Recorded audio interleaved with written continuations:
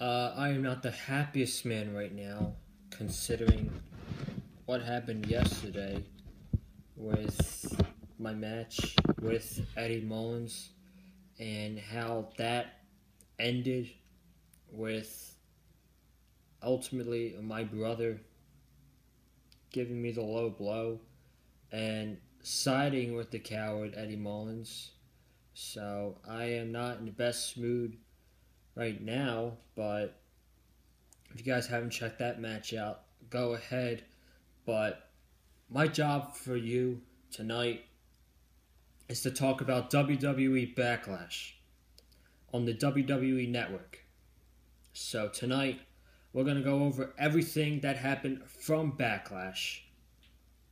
I had low expectations going into the show. I'm not going to say the show is horrible, but in my opinion, the show was not good tonight. It was not a good show tonight. It wasn't horrible by any means, but the show was not good. It was not a good show tonight. I'll talk about why I thought it wasn't a good show, break down match by match, what I thought of each match, and ultimately what I thought of the pay-per-view, and why I thought it was not a good show tonight. And what could this mean for WWE moving on to the near future, now with Bruce Pritchard running both Raw and SmackDown. So we're going to talk about Backlash and the future of WWE tonight. Like I said, not in the best mood with the conclusion, what happened with my match at Eddie Mullins. Yes, I lost because my brother, who I trusted, turned his back on me, and now he is in a dangerous place because I don't care if I have to go into this war alone. I'm coming for his ass. So that's the only time I'm going to bring it up tonight. That is the only time I'm going to bring it up during the Backlash review. Let's get started with the review right away. We got a lot to talk about. And I usually don't talk about the kickoff matches on here, so I'm going to continue with that. Apollo Crews versus Andrade for the United States Championship was on the kickoff show.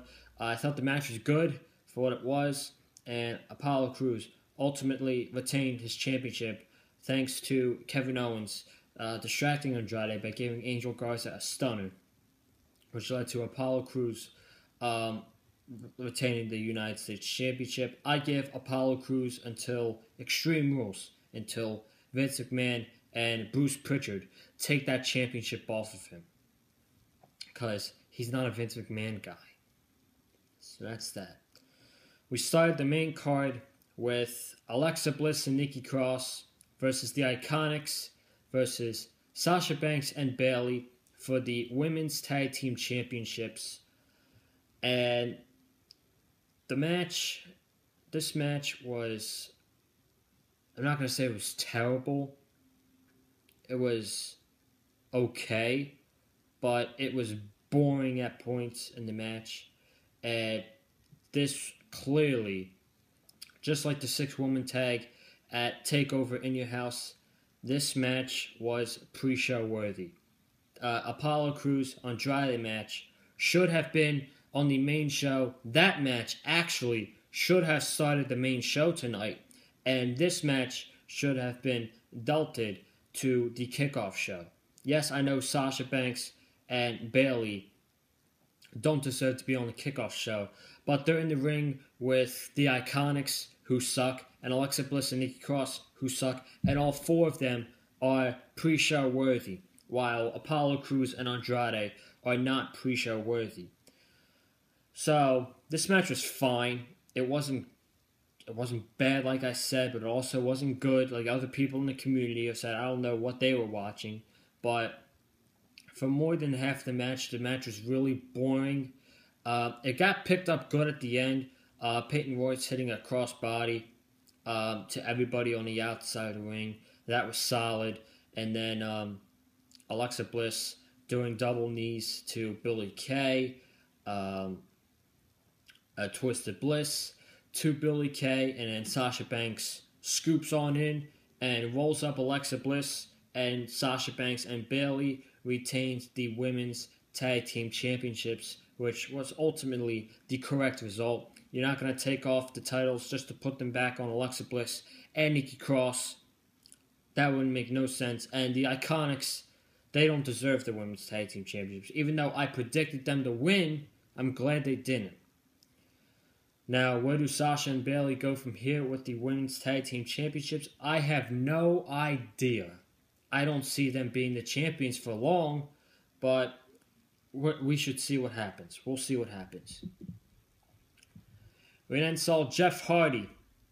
Jeff Hardy versus Sheamus. Second match of the night. This match was really good. The chemistry between Jeff and Sheamus was really good. We had some solid wrestling on tonight's show, I'll say. And we didn't have any drop kicks and super kicks and Canadian destroyers and all that stuff. We had good storytelling, in-ring wrestling. And I can appreciate that from WWE. I can appreciate that from them. This match was one of them. This had a very good match. And the story told in this match was pretty decent. They told a pretty decent story with Jeff Hardy trying to overcome Sheamus. And Sheamus would just keep kicking his ass and kicking his ass. And Jeff Hardy would come back for a little bit, and then Sheamus would keep kicking Jeff Hardy's ass until eventually Jeff Hardy hit the swanton on Sheamus, and Sheamus put his left foot on the rope and broke up the pin. Then Sheamus was on the outside. Jeff Hardy followed, was running across the wall, and flew off the barricade and took a bro kick from Sheamus. That spot was awesome. That was a great spot from Sheamus. Then Sheamus tossed Jeff Hardy back in the ring, and Jeff Hardy took another bro kick, and Sheamus defeated Jeff Hardy. Great match. The match actually was pretty great. Where do they go from here, though? I am not the biggest supporter of Sheamus winning this match. And quite frankly, I know a lot of people on social media told me why Sheamus is going to win this match. Because they're going to do another Sheamus and Jeff Hardy match at Extreme Rules next month in a stipulation match, which will lead to Jeff Hardy beating Sheamus clean. Quite frankly, where are they going with this storyline? This is supposed to be Jeff Hardy's redemption, and Jeff Hardy getting back on track, getting a crack at the World Championship one more time. I have no idea where this Jeff Hardy storyline is going, and I don't know what they do for Extreme Rules.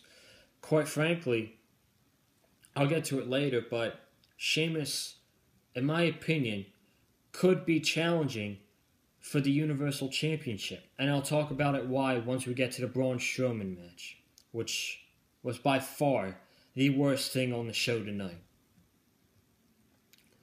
Then we saw Nia Jax versus Asuka for the Raw Women's Championship. This was pretty bad as well. This was pretty freaking bad as well. The match went 7 minutes, around there, 7 to 10 minutes. I'm not really sure. It was average at best. Nia Jax probably can never put on a good match, but when you're in the ring with someone like Asuka, Asuka can elevate the match. Asuka did exactly that. The match wasn't good by any means, but Asuka did elevate the match somewhat. She brought Nia Jax to a somewhat average match, hitting Nia with a roundhouse kick and a triangle and some weird submission hold that I don't remember. And she tried to attempt an Asuka lock, and I think Nia Jax got out of it. Then the two were brawling on the outside, and Asuka kicked Nia Jax, and they were listening to the ref's 8 count, and they just kept fighting, which was kind of stupid. And then we get a double count-out finish for Asuka and Nia Jax. And they continue to brawl, and Asuka takes out Nia Jax, and that's it. Not really a good match whatsoever. The creative decision on this was terrible. It was a terrible move. This had to be a Vince McMahon decision. I could definitely have seen Paul Heyman straight up have Asuka retain over Nia Jax here at Backlash. This had to be a Vince McMahon move that Vince McMahon wanted, just to set his girl up for a Raw Women's Championship match at SummerSlam. His girl, the robot, the android, Charlotte Flair. This is Vince McMahon continuing the Asuka Nia Jax feud just for the sake of continuing it into Extreme Rules, getting a stipulation match between the two. Asuka goes over clean at Extreme Rules, and then in walks our overexposed android queen, Charlotte Flair, in a Raw Women's Championship match against Asuka at SummerSlam, with Charlotte winning. And the storyline is Asuka is so dominant, but she cannot beat one female, and that one female is Charlotte Flair. Awful. Absolutely awful. Get ready for a long summer for the Monday Night Raw Women's Division. Nia Jax and Asuka for 5 more weeks, and then going from that to Charlotte Flair. Throw the bleach, please. Throw the bleach in my eyes. Terrible. This was a terrible decision. Probably the most terrible decision throughout the entire night, to be honest. I hated this as well. I hated this. Handicap match. We saw The Miz and Morrison versus Braun Strowman, and Miz and Morrison got on the mics first, and they were talking about their new song, Hey, Hey, Hey. Miz and Morrison, hey, hey, go away. Miz and Morrison, hey, hey, go away. Miz and Morrison, hey, hey, go away. They might be going away after they lost tonight, because what are they doing next? What's next for Miz and Morrison? But Braun Strowman interrupted their song. The match started, and this went 7 minutes too long. This match should have been 3 minutes. I don't care. I don't care if the match was a squash. Miz and Morrison they never had a chance against Braun Strowman. They never had a chance when the match was made official a few weeks ago. And this was just a setup for Braun Strowman for whoever he faces next at Extreme Rules, which I'm going to get to next. But Braun Strowman takes out the Miz. Miz acts like a bitch the entire time. Miz acted like a bitch. Miz accidentally took out John Morrison, and then running around, Braun shoulder tackled him, threw Morrison back in the ring, power slammed to Morrison, and Braun Strowman retained the Universal Championship.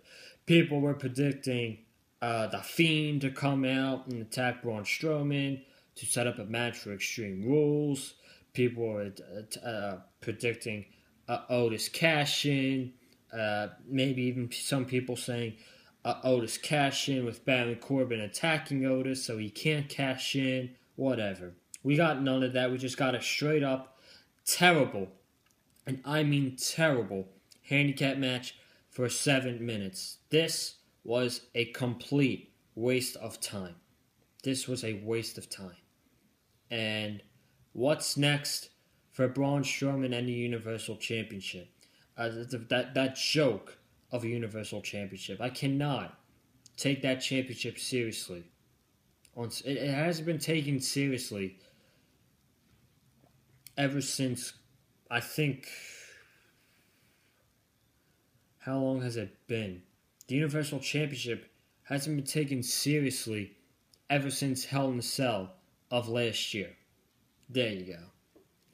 But what's next for Braun Strowman and the Universal Championship? And I only have one name for you. It's got to be Sheamus, right? It has got to be Sheamus, in my opinion. The fact that Bray Wyatt did not come out tonight means they're saving him for SummerSlam because they know that's going to be the match that Braun Strowman loses his championship. And would you rather do the title change at Extreme Rules or SummerSlam? So I think WWE is going to opt to do Bray Wyatt, The Fiend, versus Braun Strowman at SummerSlam instead of Extreme Rules. So, and then what other heels on SmackDown are there? AJ Styles is the Intercontinental Champion. It's not going to be him. Baron Corbin is feuding with Otis. It's got to be Sheamus. Sheamus is legitimately the only name I can think of challenging Braun Strowman for the Universal Championship match. And you know what? Maybe Sheamus brings Braun to a decent match. Sheamus is a solid worker. After tonight, what else do you have to do? What else are you going to do with Sheamus and Jeff Hardy? What else are you going to do with that storyline? You probably, in my opinion, you killed Jeff Hardy's redemption. You killed Jeff Hardy's redemption by having him lose this match. And you have no challengers for the Universal Championship. Sheamus is a solid worker, and Sheamus can bring Braun Strowman to a decent match, in my opinion. So for my prediction for Extreme Rules, I'm going with Sheamus versus Braun Strowman for the Universal Championship. I could be wrong, but that's what I'm going with. As far as this match, the match was terrible, like I said, and it was a waste of 7 minutes. The WWE Championship match, Bobby Lashley versus Drew McIntyre. This was good stuff. WWE had one job in this match, was to let Bobby Lashley and Drew McIntyre go to war. And what did they do? They went to war. This was great. This was great when Lashley immediately put the full Nelson in on McIntyre and was sending a message to McIntyre before the match even started. Not letting go. The bell rang. McIntyre didn't even have his jacket off. Lashley went immediately after Drew McIntyre with a couple spears, and then we got to the races. The only negative about this match was when Bobby Lashley had Drew McIntyre on his shoulders. He threw him to the ring post, and Drew McIntyre landed right on his head. That was some scary shit, man. Let me tell you. That was scary shit. But towards the end, let me think about it. Drew McIntyre missed a Claymore. Drew McIntyre was actually going for the Claymore, and Bobby Lashley speared Drew McIntyre.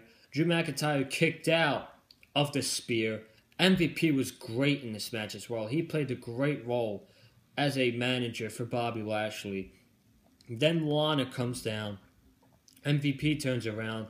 Lana gets on the apron. She says, "You're cheating. That was 3. Bobby should be the WWE champion." Bobby then tells Lana, "No, what are you doing out here?"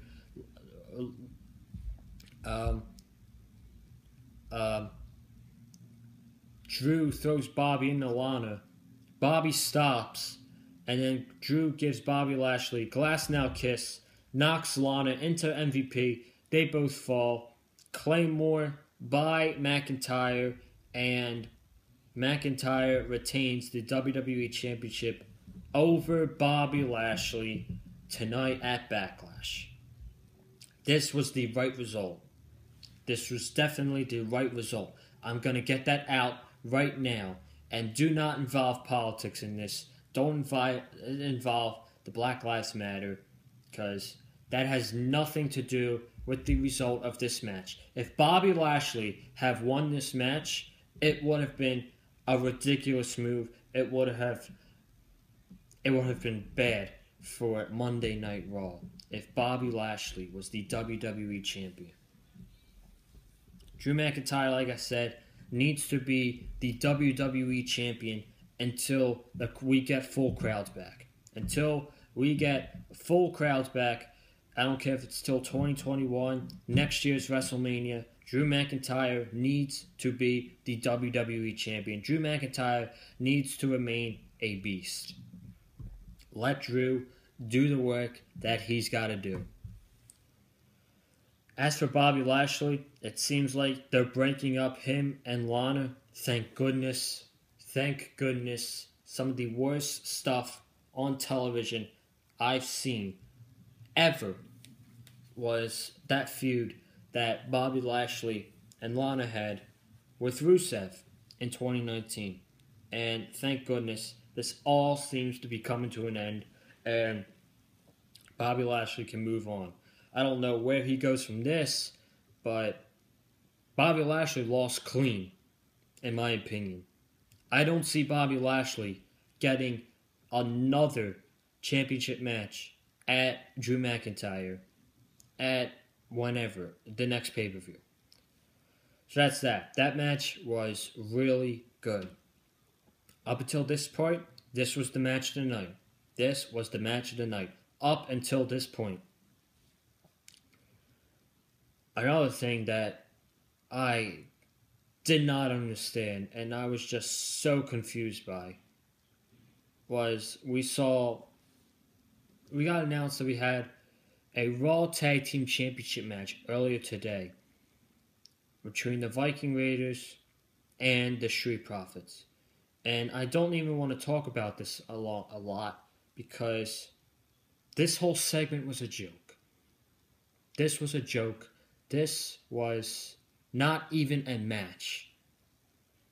This was a segment with comedy spot after comedy spot after comedy spot, and it was not even funny at points.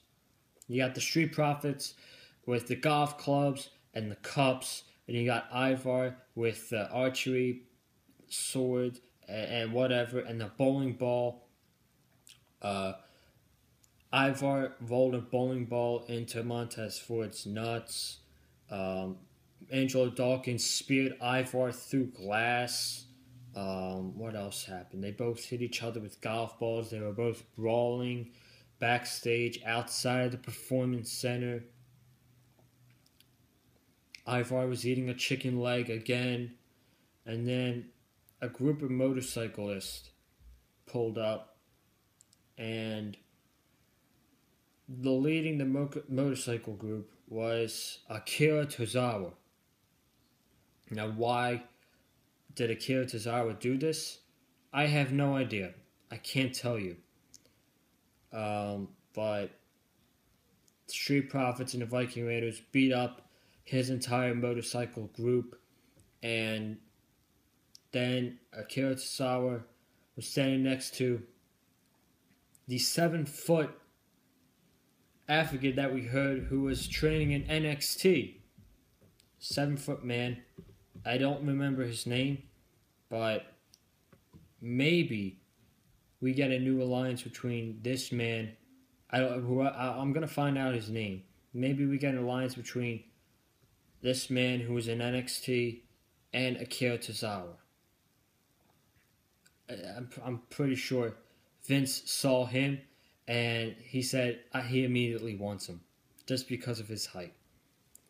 So the Profits and the Raiders run away from him. They're up on the production truck. Angelo Dawkins and Eric go into the dumpster.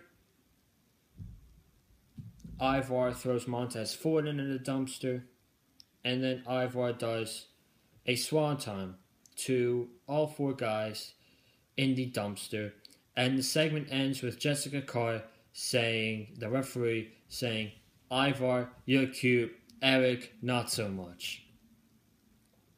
Terrible. WWE is telling you that their tag team division is trash. Because at the end of the segment, the Street Profits and the Viking Raiders ended up in the trash. Terrible, terrible stuff. WWE, once again, not taking their tag team division seriously. And they never will. Thank goodness for AEW's tag team division. Finally, we're going to get to the main event here. We got a lot to talk about. Edge versus Randy Orton in what was called the greatest wrestling match ever for weeks. They hyped this up as the greatest wrestling match ever. They said it a lot tonight too. And right after this match was over, I put out a poll on Twitter. Was Randy Orton versus Edge the greatest wrestling match ever tonight at Backlash? I just want to know your opinions. We got 43 votes in 35 minutes. 84% said no. 16% said yes. 16% said yes. Now, give credit where credit is due. This match between Edge and Randy Orton was fantastic. This match tonight was fantastic. It was 10 times better than what they did at WrestleMania in the Last Man Standing match. I'm just getting it out there right now. This match tonight was 10 times better than the WrestleMania match. But what killed the match was the overproduced. This match was so overproduced. They had crowd noises of cheering, crowd noises of booing. They had loud boos at the end when Randy Orton punted Edge and won. They had "This is awesome" chants where the wrestlers weren't even chanting "This is awesome." They had clapping noises when the wrestlers weren't even clapping. It was ridiculous. And this was at the start of the match. And then they had the whole lights dim, and they had a Howard Finkel microphone with MSG on the top, which that was pretty cool. That was cool to see Howard Finkel's voice again. But the match, I'm going to say this now. Again, this match, my honest opinion, was fantastic. Am I going to go back and watch this match? Possibly. Possibly I will. Was this, and I will say this again, was this the greatest wrestling match ever? The answer is no.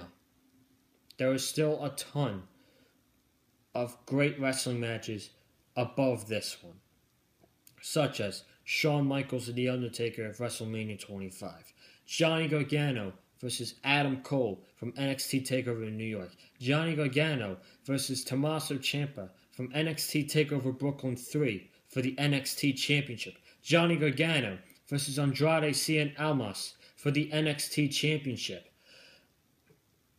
DIY versus The Revival for the Tag Team Championships in 2016. God forbid I say an AEW match. People were attacking me. Oh, you're an AEW shill. So I'm not going to say an AEW match. But these two men, they told a great story. The match was great. These two brung it. There was even an Olympic slam, an angle slam, a rock bottom, a pedigree, a non-prettier, or no, kill switch for Christian's finisher. And then Randy Orton hit an RKO. Edge kicked out. Edge hit 2 spears on Randy Orton. Randy Orton kicked out. Edge was on the second rope. He leaped. RKO. He kicked out. At the end, Randy Orton hit a beautiful punt. And I mean a beautiful punt on Edge for the win. This match was fantastic. Fantastic match. But once again, was this the greatest wrestling match ever? No. No, it was not. And then at the end, this was upsetting. This was legitimately upsetting. A stretcher rolls in, and I know why, because earlier today it was reported that Edge had torn a torn bicep during this match, and you could tell because next to his tattoo, his tricep was all bruised up, and it looked bad, and the stretcher even came out after the match. Very upsetting stuff. So, Edge probably needing to get surgery. He's reported to be out 4 to 6 months. Where does Randy Orton go from here? After this feud. The feud is obviously not continuing. Edge is injured. Edge is going to have to recover from his tricep injury for a few months. Where does Randy Orton go from here? I can honestly see Randy Orton challenging Drew McIntyre for the WWE Championship either at Extreme Rules or SummerSlam. I'm gonna say SummerSlam. I'm gonna say SummerSlam. We get Randy Orton versus Drew McIntyre for the WWE Championship at SummerSlam. And that is my Backlash review for you guys tonight. Overall, like I said in the beginning, this was not a horrible show, but at the end of the day, this was not a good show at all. If I had to rate it out of 10, I'm going to give it a 4. I'm going to give the show a 4 out of 10. It was not a good show. It was actually one of the weaker pay-per-views of 2020. And I'm getting out of here. Thank you guys for watching this video. If you have not already, subscribe right here on the Big Fight Field channel. And like I said, if you haven't already, even though I had a losing effort, make sure you guys go check out the match with Eddie Mullins. And I think... Oh!